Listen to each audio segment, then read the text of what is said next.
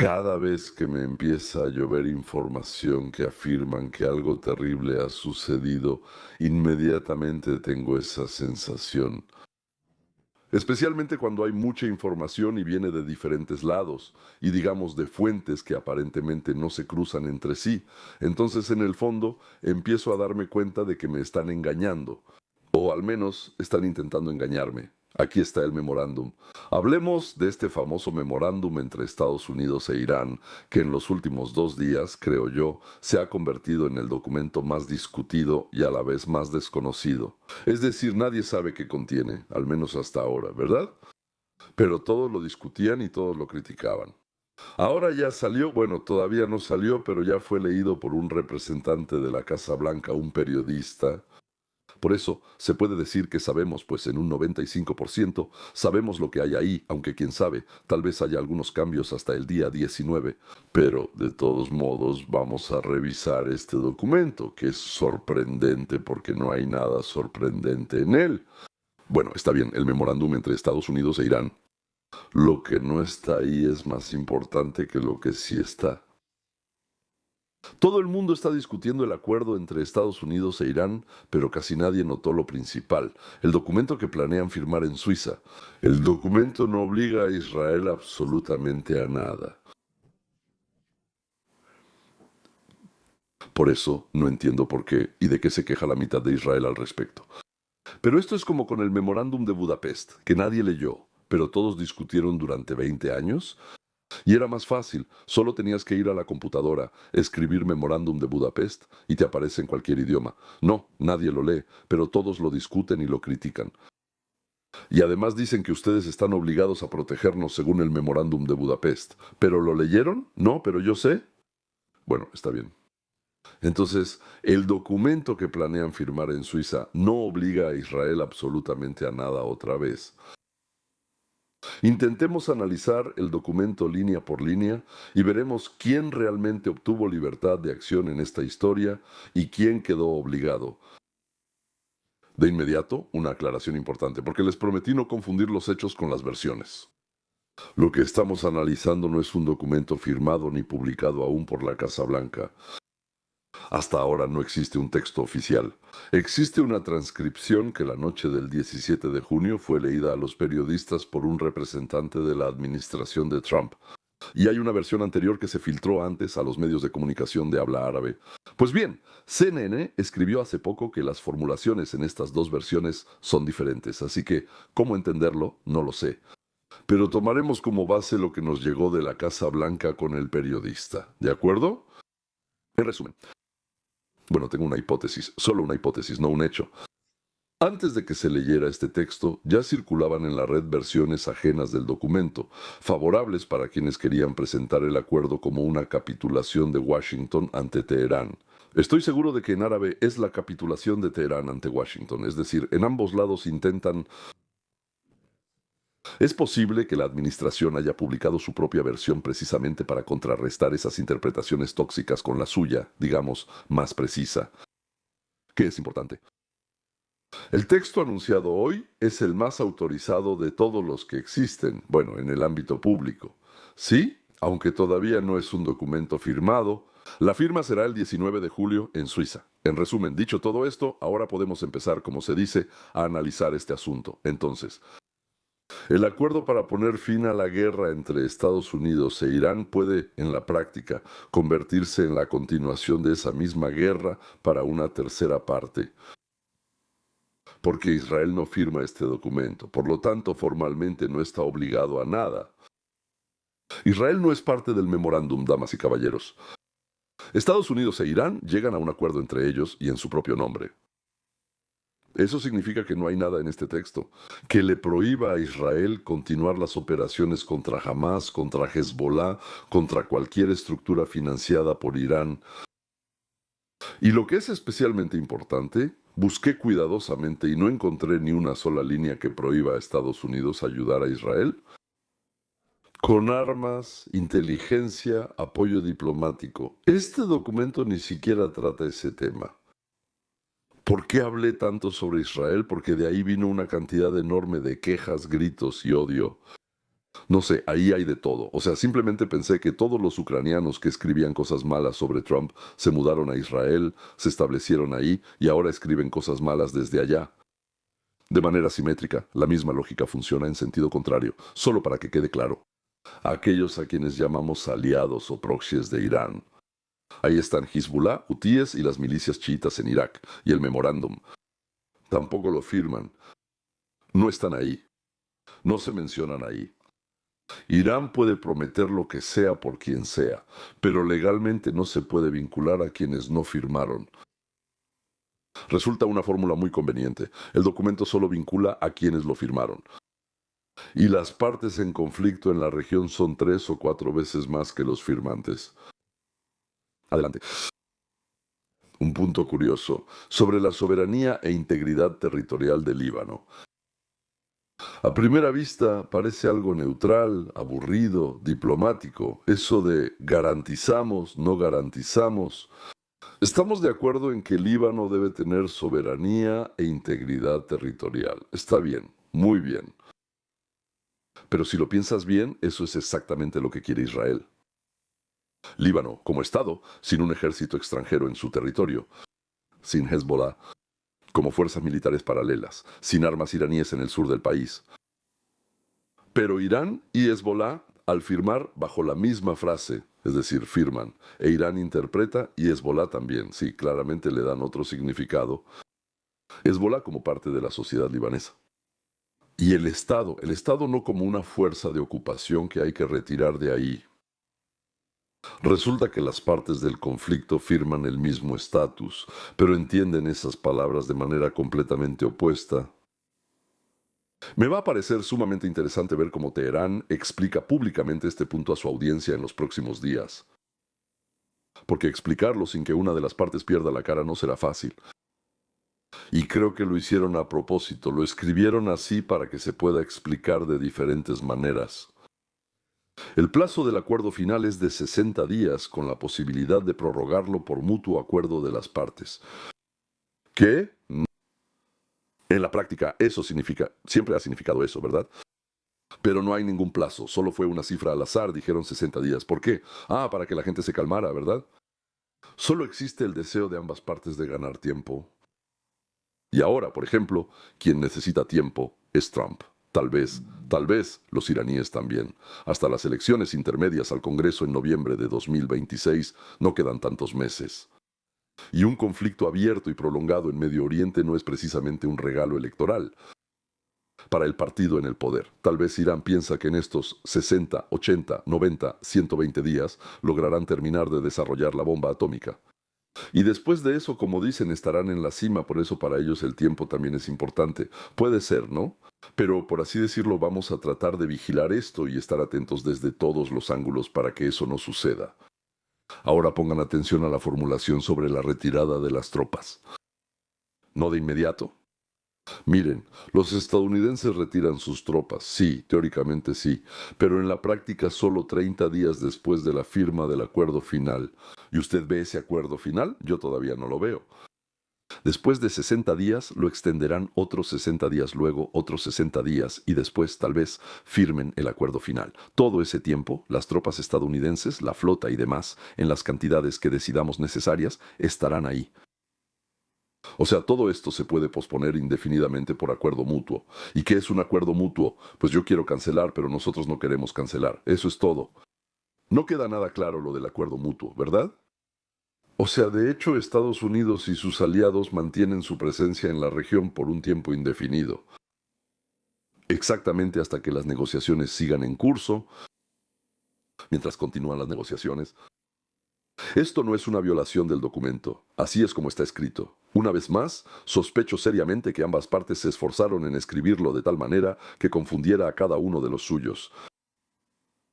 Si para ti es importante analizar estos documentos línea por línea y no solo por los titulares en los noticieros, suscríbete al canal Hoja de Ruta hacia la Libertad. Y para quienes quieren profundizar aún más, hay niveles de pago por solo $4 al mes con análisis de documentos que no encontrarás en ningún otro lugar. Ahora viene el punto que considero el más interesante, el más importante, por así decirlo. Eso ya lo vimos, pero este es el punto más interesante. Esto es entonces un fondo de 300 mil millones de dólares. ¿Para qué?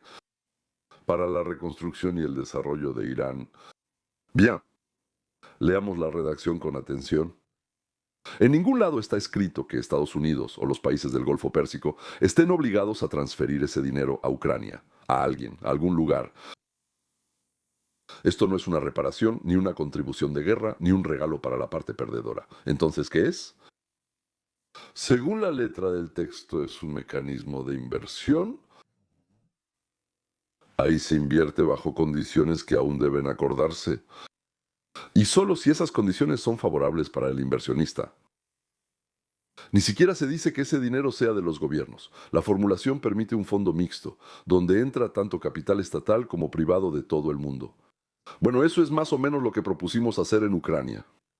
Esto cambia la propia naturaleza de las relaciones con Irán. La naturaleza de las relaciones con Irán. Ahora estoy tratando de explicarlo. Antes, dentro del país, solo decidían, bueno, digamos, nosotros decimos iraníes, pero en realidad es el liderazgo.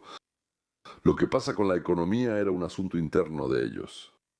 Básicamente, por así decirlo, ellos tienen una especie de economía clandestina que prácticamente dirige el cuerpo, y es todo un imperio, por así decirlo. Ese imperio también lo dirige el cuerpo. O sea, bueno, ellos construyeron varios niveles así para, por un lado, mantener el poder en sus manos y por otro lado, poder robar tranquilamente. Ahora el capital, el gran capital, 300 mil millones, empieza a tener voz en cómo está organizada la economía iraní. Para el comercio, para la producción conjunta, para que el mundo interactúe con Irán, es una gran ventaja. ¿Y qué pasa si los israelíes quieren invertir ahí? Alguien dirá que no. ¿Qué tienen que ver ellos con esto? En algún lado se dice que sí, que tienen algo que ver con esto. Para aquellos dentro del régimen iraní, los que querían total autonomía del mundo exterior, ese hecho en sí mismo es una desventaja. Eso depende de desde qué perspectiva lo mires.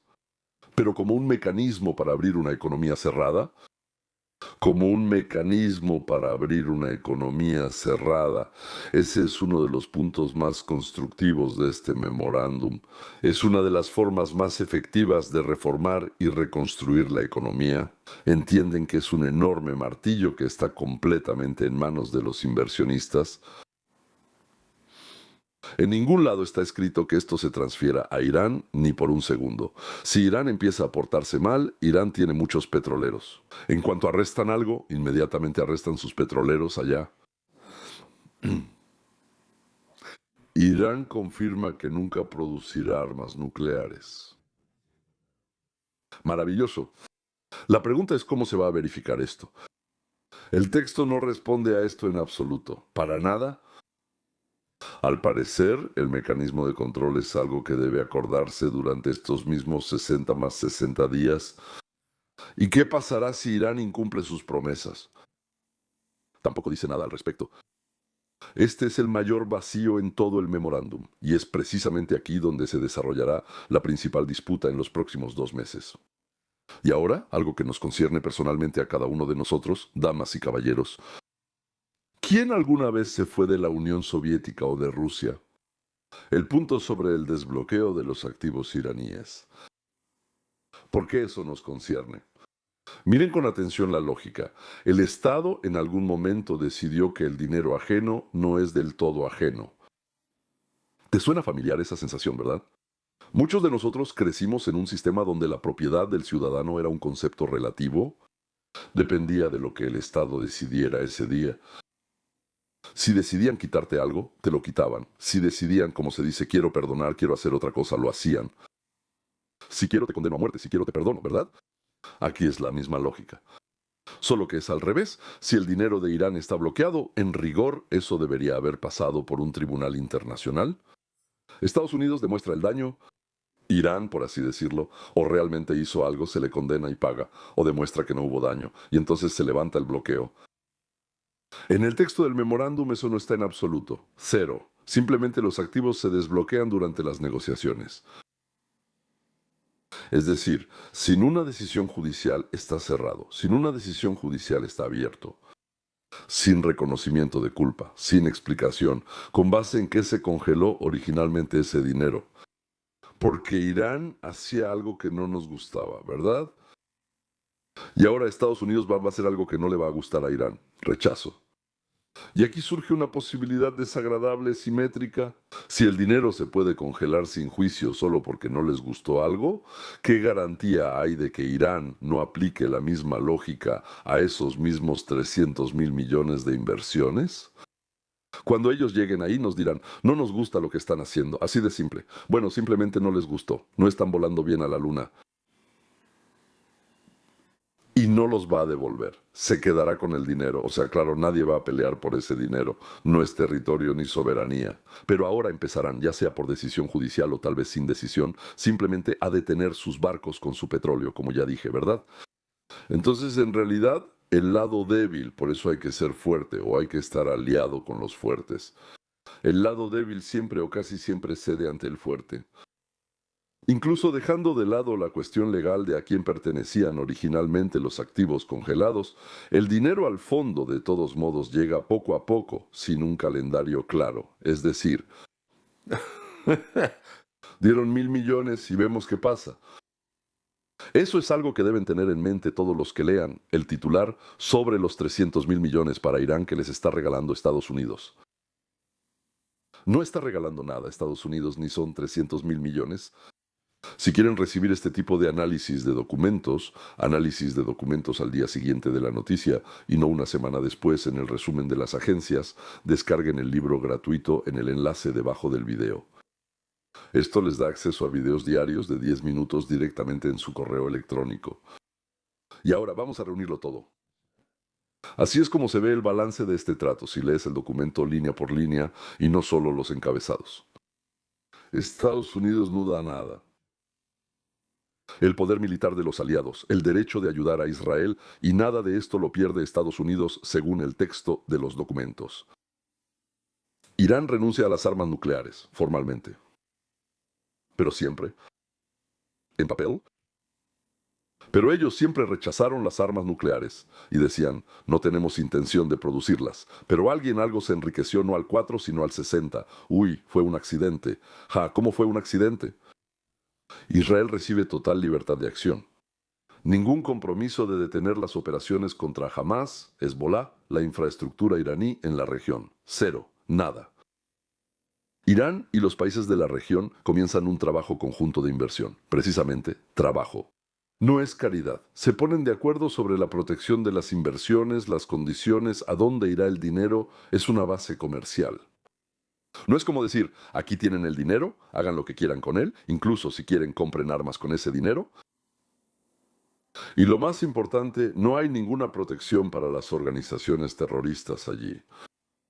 En este documento simplemente no hay nada parecido. Ni Hezbollah, ni los hutíes, ni las milicias chiitas en Irak están protegidos. No están protegidos por este texto. Ni una sola línea, no encontré nada. Revisé los 14 puntos.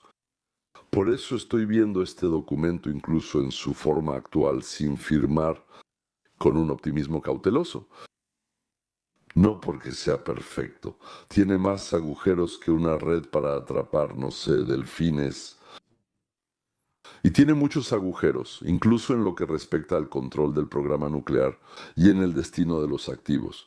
Pero la arquitectura básica del acuerdo no se basa en la capitulación en cualquier país. Se basa en la división. La cuestión militar es aparte, la economía es aparte. Y cada país mantiene su derecho a defenderse. Este no es un mundo ideal, pero es un modelo que funciona, en la que la libertad de acción no se cancela con un papel. Y es precisamente eso, justo a eso está dedicado nuestro canal. Damas y caballeros, nos vemos. Sin duda nos veremos en el próximo video. Pero por ahora, si quieren, como se dice, pueden ver por ustedes mismos. Ahora pueden ver estos 14 puntos con nuevos ojos y virtualmente escupirle en la cara a quien diga algo sobre que alguien traicionó a alguien. Y ahora eso es todo, fin. Puede que sea el final, o puede que sea el principio, o tal vez sea el medio, quién sabe. Adiós. Con esto, damas y caballeros, nos despedimos de ustedes.